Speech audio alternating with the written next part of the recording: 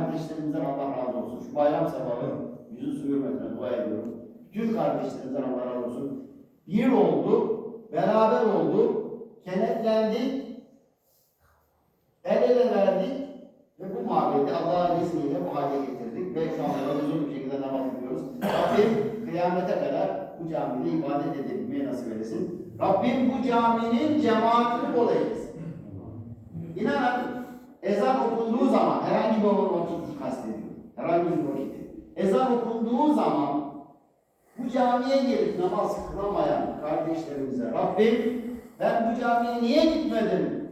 Bu ezan okunuyor, ben bu ezanı duyuyorum ama ben bu camiye niye gidemiyorum diye kendi kendini sorguya çekmesini Rabbim nasip eylesin. Cümlemizin kalbine, içine namaz aşkı nasip eylesin. Cemaatle namaz kılma aşkı nasip eylesin.